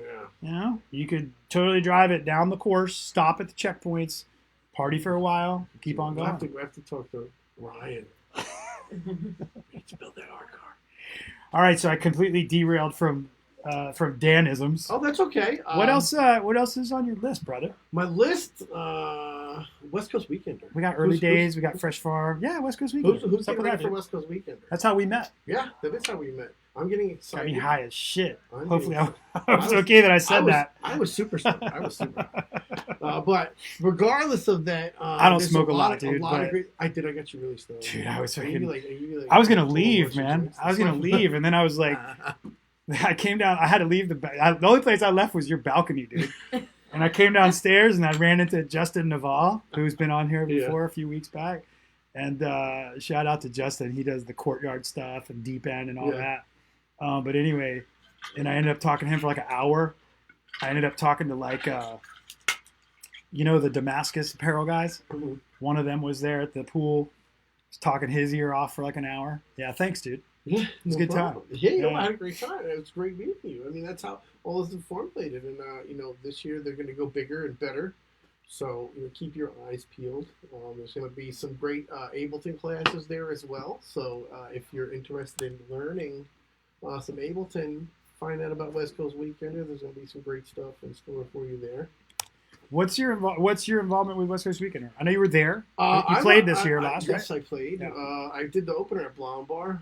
This year, I'm just trying to help them get the word out and spread and really help their brand. I'm trying to follow their model and I want to help them move forward. So, I love the party.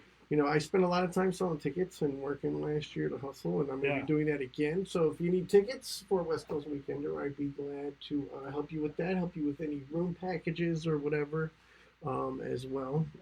Trying to really help Jess and Oscar and Chris Herron, all them move this thing forward. Man, they hustle. There's Yeah. like part of it's probably just because of the circles I'm in, Mhm. and then it ends up being that way with social media. It's probably other hustlers, but I Mhm. just don't see them as much. But in the house music ones that I follow, like them for sure, Deep End for sure, Joe That's the thing, P's always. you have to stay on top. crushing you know? it. You have to, and it's just a small Lee Reynolds, thing. he's always Yeah. doing his thing. It's just a small thing, to like wake up and do a little what I call social medializing.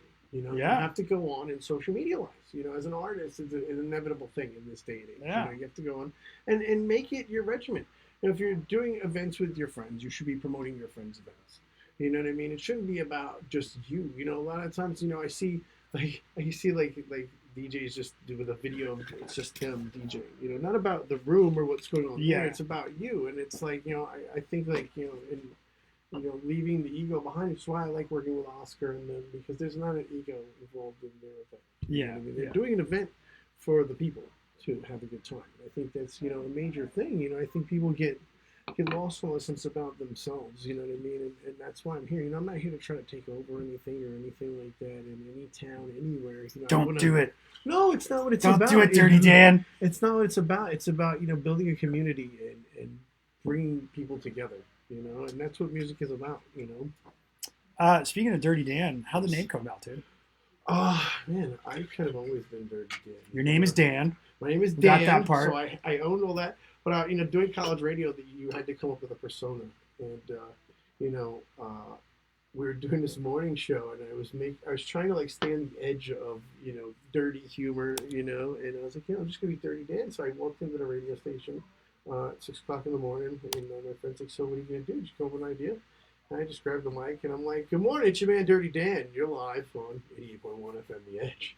And she just looked over at me, and she's like, it was like a totally different person and walked into the room and just took over. And I was like, This was in Alaska this or is the one in New York? Alaska. This is Alaska.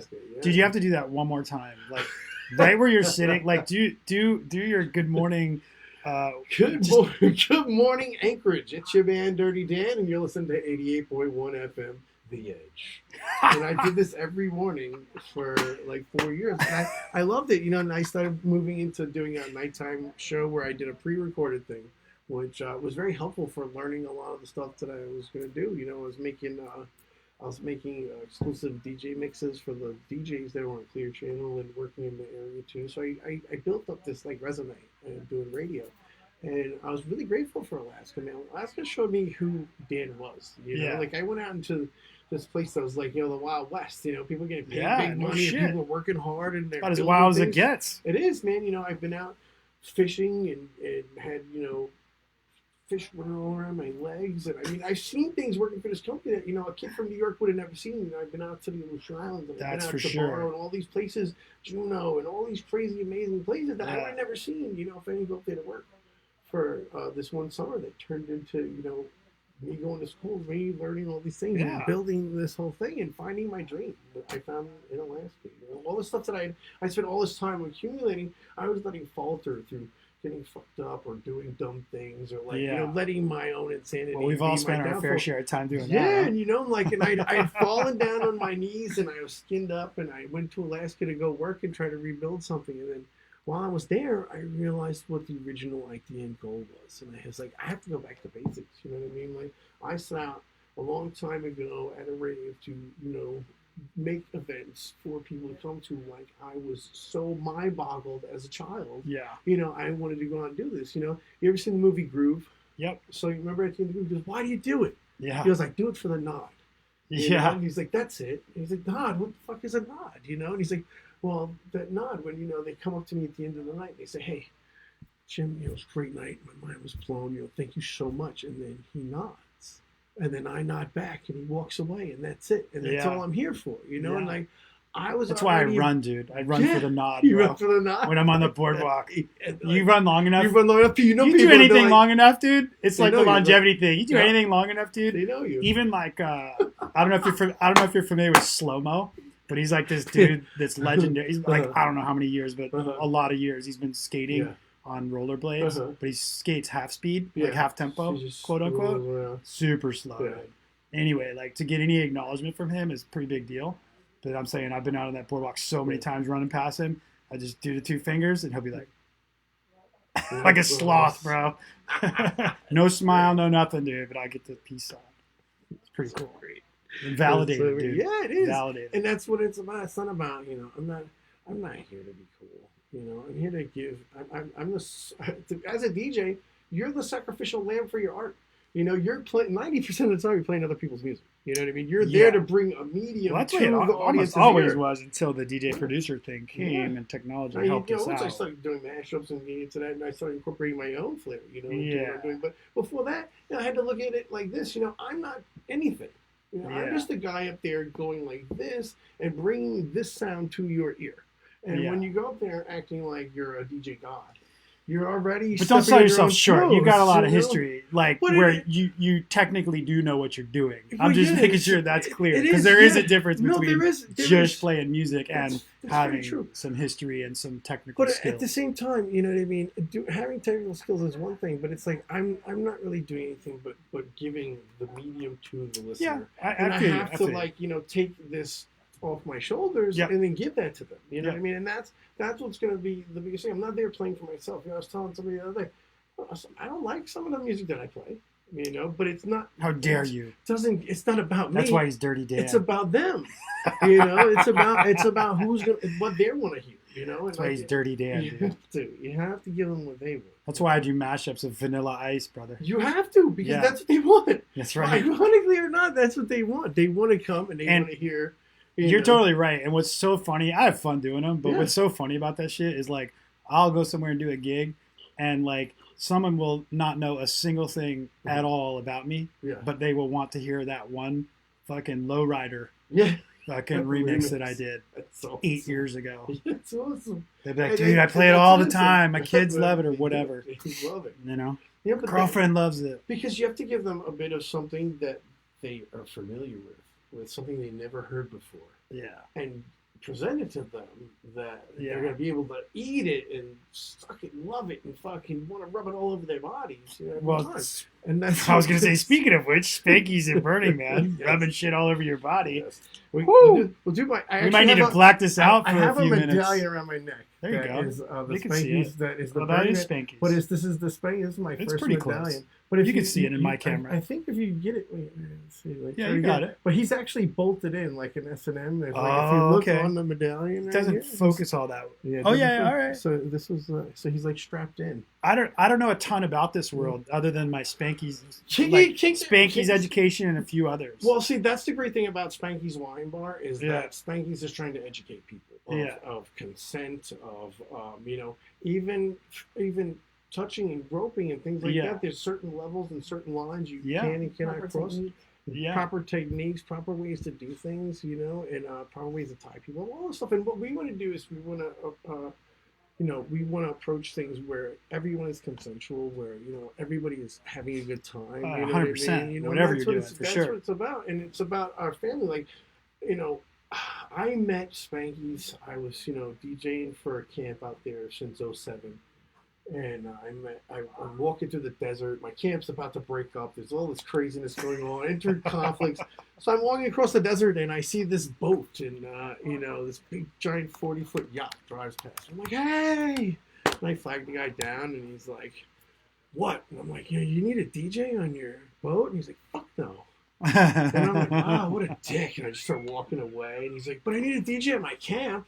He's like, you want to get on and take a ride with me? I said, fuck it. So and this is that big boat that's out at Burning Man, Christina. That one? What is Brahms' boat? I forget. It has like waves painted on the side of it. It looks like a cruise ship. That's a different one.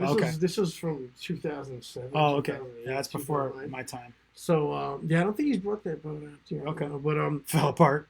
No, it's somewhere in Florida. I think somebody else bought it, and it's somewhere in Miami still doing the tour, doing party rounds. Yeah, party rounds. All right. Because it was like the party boat in Miami for a while.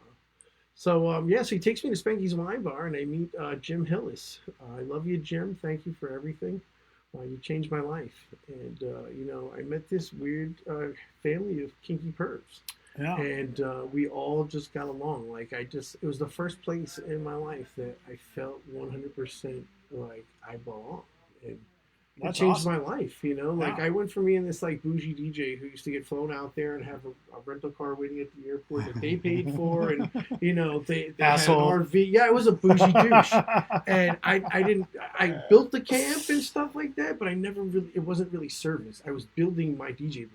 That's all I gave a shit about. How many times have you been to Burning Man? I've been to Burning Man, what did we do, 11 times out of 13 years? 11 times out of 13 years. Did you go this year?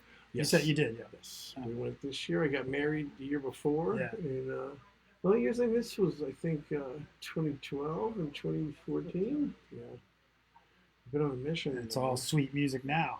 Yeah, it's a long, long road. There was many times where I'm out in the desert. I applaud you, bro. I've been 5 times, man, consecutively. I don't know, like. She's done 6 consecutive, my baby. 7? Yes. Oh shit, 7, my baby. She's tough too. I definitely think, regardless of what it becomes, I think it's an amazing, at least one trip for any music fan, for sure. You have to. But then I do kind of think like later on, what keeps you going back to it? What keeps you going back?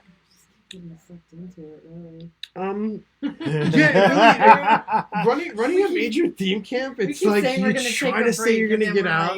You're like, I'm gonna stop, and then to like not go, and then everything just falls apart together the right way. Yeah. Like, damn. It's kind of scary, right? Because I have to tell myself not to look for a reason to go, which is weird because other festivals, I could be like, I don't want to pay a ticket price, or I could be like, I'm just not feeling that size crowd, or I don't want to drive all that way, or whatever the hell it is, if I'm not involved in it musically.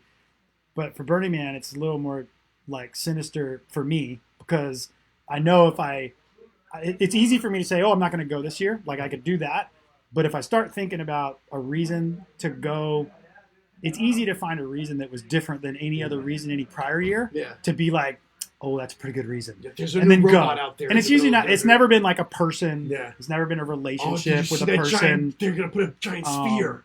Yeah. There's gonna be a giant sphere. Yeah. Just the first yeah, day. dude. Yeah. So I always get nervous when first ticket sales come around, because I've always been with big camps, so you know you can. I'm very you can blessed being you know, that I've been in it a long time. I don't worry about the tickets. But you get that DGS call. I've never had a problem with that. Yeah, the DGS call is the best. You know, yeah. Like, hey Dan, so it's that time. You gonna be ready? Well, I know how to use tools, so I've never had a ticket problem because all I have to do is find one of the camps that has an overwhelmingly complex project and be like, hey, I can use tools. Exactly. You know, and I can use tools, and I won't get fucked up for like a whole week before. While we're building. For me, it's like that's my Burning Man. claim to fame. I've been stressed out for like 2 to 3 weeks. You know what I mean? Yeah. And like, because it's 100. She's like, you know, you never look happy at Burning Man. And I'm like, Burning Man is not a place where I go and get naked and do drugs. You know, Burning Man is a place where I'm building an event. I do get naked. And do drugs. Yes, I got a big laugh. I see that video. Biggest laugh yet.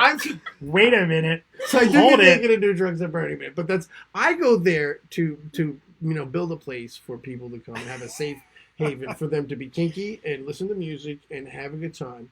And like, if that event is something that's struggling with that happening, I get stressed out. And it's like, I'm there, I go there and I spend, my vacation time every year to do a 180-hour work week, like that's the truth, and that's for real. And I've got blisters on my feet, and my hands are cut, and I'm trying to make sure that I'm sending you some gloves for Christmas, dude. Thank you. That's the key right there. It is really, and the thing is you get those gloves, and at the beginning of Burning Man, you have this beautiful $5 pair of gloves, and the third day they're gone. I'm going to put this out there for anybody, as ridiculously unfashionable as it is. Yes. Go get yourself a pair of basically just go to the Dickies store, which is like the most affordable retail store with work clothes ever. And you basically get yourself a pair of shorts that you would never wear anywhere else, and like a white shirt that you would never wear anywhere else unless you are cooking at a fry cook or something like that, which is cool. And no, I'm serious. Totally true. And a pair of gloves for like $6, and like you're all in like $45. You're good for Burning. And even get yourself a pair of socks, like from Dickies, And then I would get coveralls. And then you just wear that shit out while you're. This is what I do. I'm so dirty, dude. Like not dust dirty, like dirty. Yeah. By the time like the 10 days is over, because I have 2 sets of exactly that. It costs me like $80. I wear the same shit every day, alternate days, and like people are just like. I have like rings, it's like rings around the collar, dude. And people are like, "Do you ever change or wash that shirt?" I'm like, "No, actually, I don't." Until build is over. Yeah. And then I just, by the time the 10 days is over, like I could basically step out and they can stand on their own over here. Awesome. And I wrap them up in their little bag, and then I move on to my Burning Man clothing. I have to take a shower every day. Like, I can't handle it. I take a shower, but I put the same dirty clothes back on. No, we come, like me and her, we have like a tent that's just our clothes.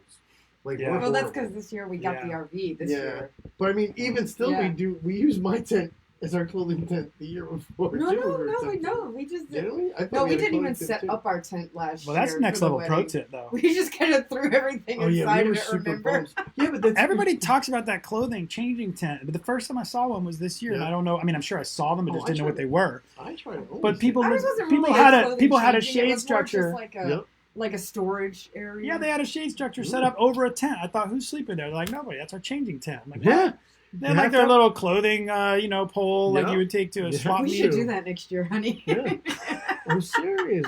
I'm like, well, I don't know what we're gonna do next year. We're getting back to what brings you to Burning Man, and every year I end Burning Man. Oh right, that was the question. Please. Yes, and I'm like every year I'm like, please keep me on track. End of Burning Man, I'm like, fuck this place. I don't want to go back. Oh my God, what? I can't take it anymore. I just need and then like a week and a half goes by, and I'm like, I'm gonna play country next year. I was like, you know what? And then I start going, and I'm like digging, and I'm like, okay. And then I call my camp leader. I'm like, so thank you for that idea, and I'm gonna start tailoring He's like, bro, we just finished Burning Man. Why are you talking to me about it? And I'm like, no. But I have this. He's like, no, don't talk to me until January.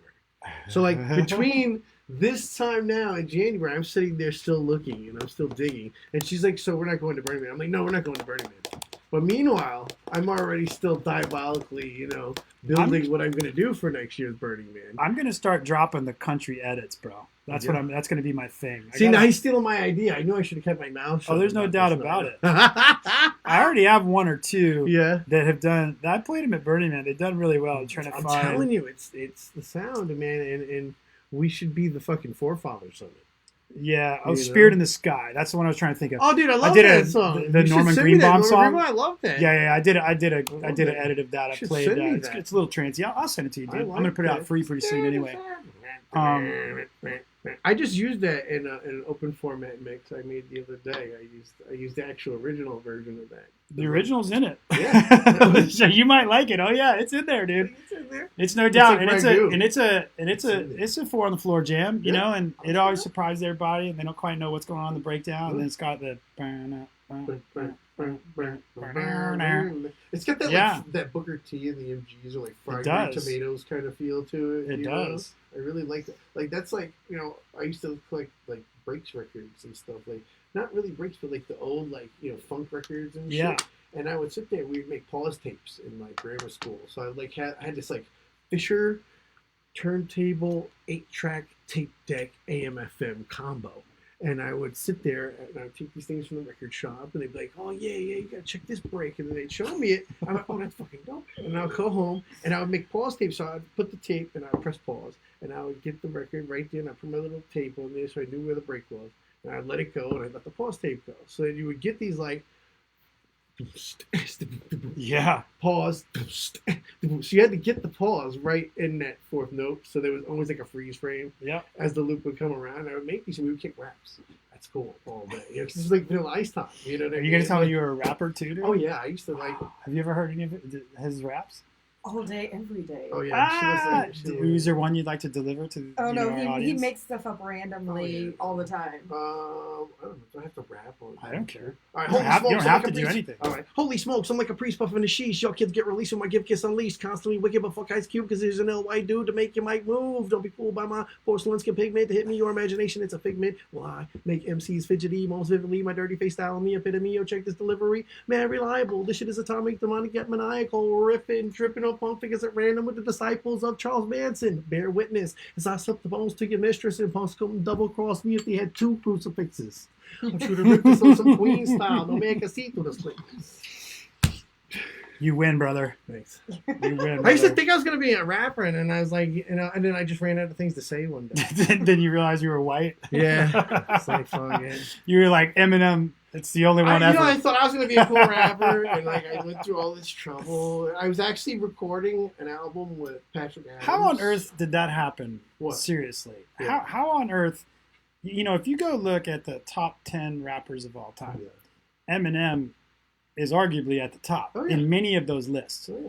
And that's by votes from a lot of people, not just white people or black people or whatever you want to call everybody. I just want to go back to MC Search. You know what I'm saying? So it's like, brown, whatever the color, the whatever. That's lists that are like fan voted. He's up there. But there are no other Caucasians. Let's just go with that. But that's what I'm saying. MC Search. So my point is how from Brooklyn. My point is how does that kind of phenomenon? Is he like? I'm not a rap technician, clearly. So is he just that damn good? He's a great wordsmith. You know what I mean? And it's not just the wordsmith. It's the portrayal of the story. Is a huge thing. You know what I mean? And I think he's a great storyteller. And I think that's what really is the main selling point. I mean, it's what did it for Slick Rick and for all these great artists, Biggie Smalls, all of them. They told you a great story, and they can weave an intricate story, and that's what brings them ahead of everything else. And he does have a great story, and he's a great rapper, clearly one of the best. Totally. So, but I mean, like, let's so go it's with probably Vanilla it's Ice, really right? probably nothing to do with. There's all kinds of debates about whether it's color or not, or this or that. They're out there. But I don't think it is. I don't think it is. I think it's just because he's awesome. I think black people respect a good story. I think white people respect a good story. Yeah. I think any race respects a good story that's told. Agreed. You know what I mean? Agreed. And that's what I've always thought about it. Otherwise, there wouldn't be great ancient literature from every freaking culture. You know what I mean? So my thought has just been that there's just never been too many folks, of different other than African American that have a great story, great rap, and real stories like with that like musicality and all that. That's just it. And somehow he just ended up an anomaly in that space, right? I think it's also growing up in Detroit and growing up around that tough shit. Yeah, I mean the same thing for me. Like I grew up hanging out in Queens and hanging out in Harlem and hanging out in these places, and that's what I grew up with. And I lived in Bed-Stuy in the 90s, when I was the only white kid for miles. Yeah. You know what I mean? I've watched a lot of stuff about him, whether specifically him or in, these this new Hip Hop Evolution series that's out Netflix. Those two different ones. He's in there some, but you know, he definitely, yeah. It's just, I guess it's just an anomaly in there, and there aren't too many other that had the same kind of situation. Yeah, you know, and he's got longevity. He just had a new album come out, didn't he? Oh, yes. Well, he's dissing other rappers. You know that rap diss game is pretty cool. That was social media because everybody's pussy. Right? Yeah. Like Biggie and Pac days where Suge Knight was going to come shoot you later on after you talk shit. I guess it also didn't hurt that he had. It was Dre. It was Dre that was behind him, right? What's Little Pup going to come do? It was Dre that was behind him, though, right? Yeah. That initially, you know. I think Dre. I think Dre. No, behind Eminem. Oh yeah. Dre behind him. Yeah. Dre's completely behind him. Yeah. I was like, hey man, I don't want to be talking about Suge Knight. He dead, right? Yeah, he's not gonna. No, he dead. No, he's back in jail, right? I thought he was dead. Shook. I think he just went to prison for life. I thought he just died in jail. We got to fact check that. Right, I don't want to be talking. I don't want to be talking smack about nobody. nobody. He died in jail like 2-3 months ago. I think he just went to prison, man, for murder. I think he just died in jail. 28 years in prison for a hit. No, he killed somebody. Oh, okay, that's what it was. Suge Knight. Suge Knight, right? He's done. 28 years. This is just recently. This is what is it? When is this article? October 8th, brother. That photo is from. I thought he was dead. I thought so too, but no. That's manslaughter. 28 years for a 2015 hit and run. Don't do that, kids. Stay out of trouble. Don't do it. Stay out of trouble. Don't do it. Don't do it. What else we got on your list, man? Oh, on my list of things to do. Knock her off her stool. Actually, next we started a charity that we're working on, a building called the House Charity. We're going to be working on purchasing a building in Los Angeles. And we're going to start a center for homeless services, like an address or phone number so people can get jobs. This is her wonderful idea that we're bringing to light.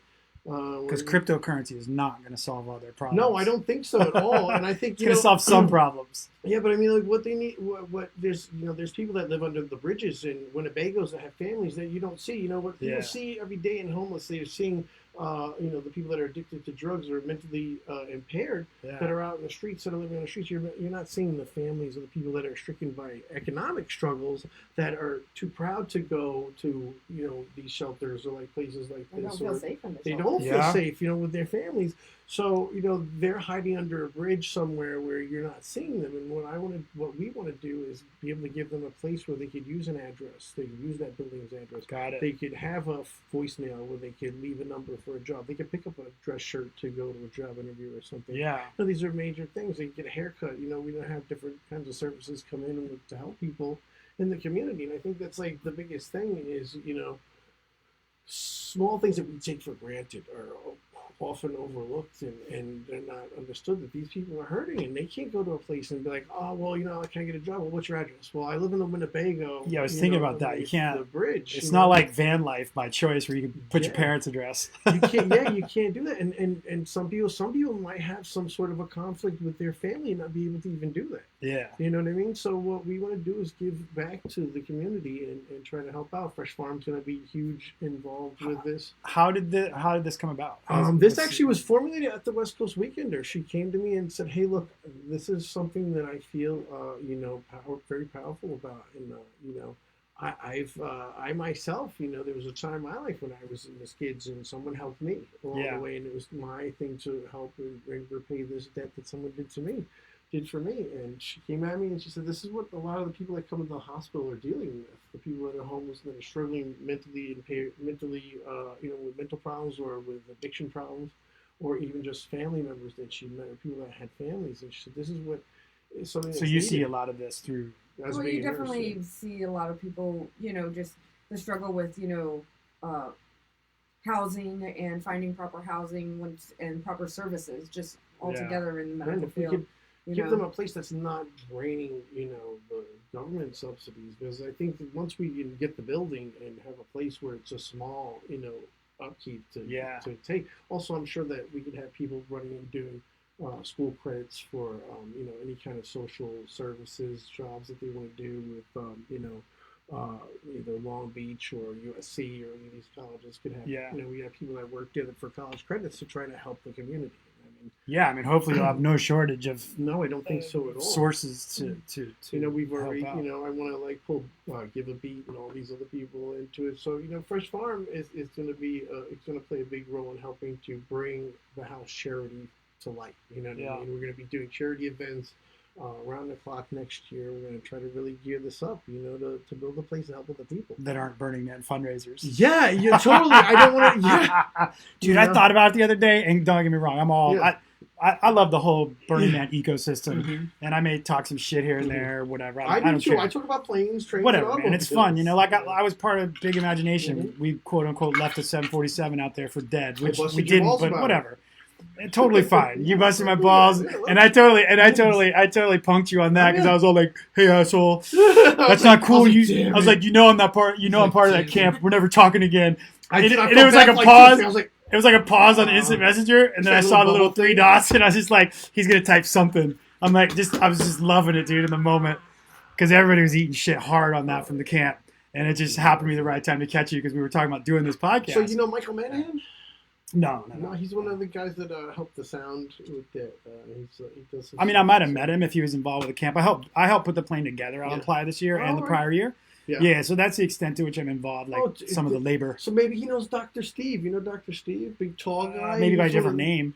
So Steve McQueen. Steve McQueen. Sounds familiar. Big tall guy. Maybe he was in a kilt. He was helping in some stuff. He built the back door. It's big, so it's sad to say I don't know everybody by name. We love you, Dr. Steve. I mean, a lot of my vibe well, get along during the week, build stuff, get in the grind, and then I don't see them and didn't know them before. He has the Playa penthouse, right?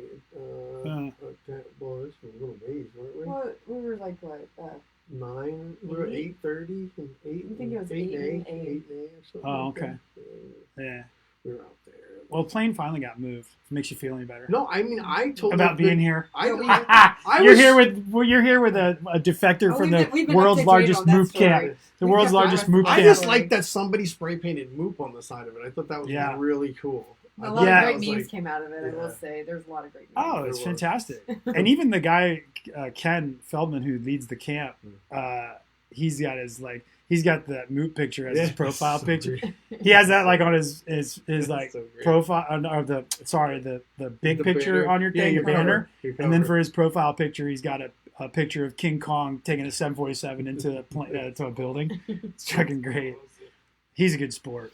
It was hot. It was hot for a little bit, but things happen, man. If you're gonna do crazy stuff, things are gonna happen. Oh, yeah, but you have to, even as a burner, like snark is kind of the community lingo, Yeah. So if you can't take that little bit of fucking ribbing, you're never gonna survive there. That is true. You might as well just go the fuck back to your regular time. That is true. Go sit there, go to your regular job. Do not go to a regional. We don't want you to all of a sudden be in charge of a regional because you couldn't hack it at Burning Man. My point on derailing from your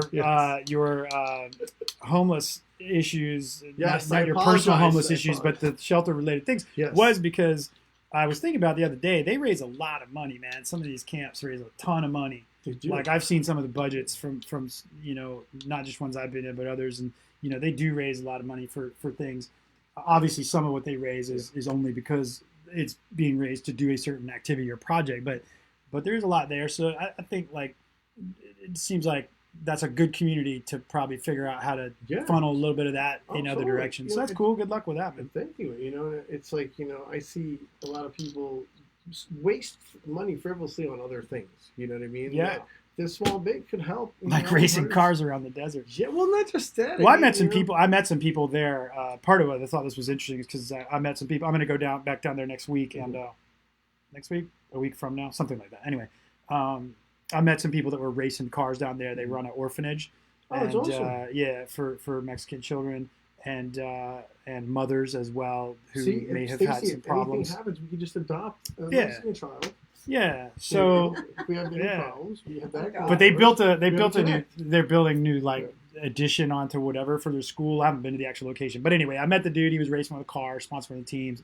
And I'm just gonna run down there and help them build furniture and stuff. Awesome. Maybe there'll be something else in the future, but the timing was right to where they need If I was they need people to help assemble all their if I benches wasn't and desks injured, I and would do way more you know service, things. So. You know, and that sort of like I miss being a carpenter. You know, I got to a work accident, so I have to. I see that, man. I have another surgery that I'm going to end up having to go through. So you know, but like I like that service part. I used to go to Burning Man just for that. You know what I mean? I think I've touched on a lot. I'm of looking at your things. list, dude. I think you got everything. Maybe I think I nailed it. No, we got the house charity. Yeah, we got the house. That was charity. last on the list. You got your Ableton classes. Yes. Oh yeah, dude. Yeah, no. West Coast Weekender, get in there, man. That's it. And the 101, tune in Thursday, December 6th. We start the 101 on pureradio.eu. It'll be on at 3 p.m. here in California. So that's the radio show. What else? How else can people find you, dude? You can find me at Dirty Dan Music on Instagram, Dirty Dan Official on Facebook, dirtydanmusic.com if you want to go to the main site. You want to go old school? We go old school, yeah. MySpace, Dirty Dan Music. Isn't that crazy? You'd be like, you want to go old school? My website is. Yeah, right. Hey, dude, you got to have it. Hey, go analog. Even if it's just a picture, you got to have it. Yeah. Actually, mine's pretty cool. You can put it up. Mine's cool. Have you seen mine? I haven't, dude, but I'm going to go check it out. DirtyDanMusic.com. Folks, the suspense. I used to have a really cool one that I had a spaceship that was like the cockpit was the intro scene and like crashed into the club, and that was fucking dope. My internet may not be able to handle it. No, I left that one. That was really cool. Look at that, dude. Yeah, so you have the various labels and music choice. He's balling, folks. Go fuck Facebook. Go check out dirtydanmusic.com. This is why you have a website. Yeah. Anybody that doesn't know why you have a website, go check his shit out. Yeah. You know, I mean, dirtydanmusic.com. And then after you're done totally tripping on that, if you have like a minute left, go to westsmith.com. And you can just see some pictures of me with my little whack menus. Almost like, he's got crazy graphics. I'm like, what is it, a Zennial? We're Zennials. Like, yes, I'm at the beginning where like there was AIM and AOL and like all this stuff's like, I want to like. I'm a sucker for Discotron chrome lettering. Old school, like, okay, so I'm going to show you where my logo came from. Remember the show? That's not on the video feed right now, but anyway, if you're watching this now or later, go check out dirtydanmusic.com. You'll know exactly what he's talking about. So, you remember the show The Fall Guy with Lee Majors? Yes. So, this is his hood, remember? Yeah. So then we got Cocktails and Dreams. Dude. So, too much, man. And then the bottom, the Dan, was whatever, funky disco Mel's Diner. I love it. To give it. That is the best musician website, electronic musician, DJ. Yeah, all the resident website. advisor stuff is on there, bios, there's links to all the tracks and what have you. It's put me to shame, dog. Oh, no, man. I got to step up my game now. I can send you to the guy who made mine. Mine's not too bad, dude. Yeah? No. I started using all photos. Yeah. I did that last year. And I'll show you real quick. Those are good if you get a gallery. I mean, all you need is really a WordPress. You know what I mean? Like, yeah, I do that kind of thing. And I realize what's most important, at least for mine, is people being able to download shit because that's what people follow me for. Important. Stream it, podcast stuff. For the logo, that's how I'm going to switch up. I'm going to switch up a little bit. Cool photos. That's all you need, though. I mean, like me, I'm always endorse it, Dan. Tell them how awesome my website is. His website is awesome because Hi Friend is the first thing you see, and he's already inviting you in. He's making you his friend right from the jump. The moment you came there, you were his friend. As soon as you typed in westsmith.com, we became friends. That was it. And no redirects. That's how it should be. No redirects. No, it wasn't. No fan gates. No advertisements. No loading at all. Just you guys Hi friends right there. Sit dog. From the whole. And that's how it should be. No waiting for a reply. Nope. You didn't have to worry about it. You could just hit that and leave. Yep. And that's what she said. It's been fun. Just hit that and leave. Oh, on that note, it's probably time to wrap this up, kids. Yes, thank you very much, guys. Maybe we'll get a bite to eat or something. Give it a last shout out. Shout outs to Oscar P, Rufio, Enter the Tech, Thanksgiving tonight. Come to Thanksgiving. Thank you to everybody. My lovely wife, who is my hero. Woo! Wes for having me. She's learned like 50 new Spanish words while she's sitting here. She did. Thank you, San Diego, for accepting me and loving me. I love you guys too. Thank you very much. Everybody stay classy, yo. Yes. That's what's up. San Diego. All right, let me figure out how to roll my little exit screen, and then we out of here, folks.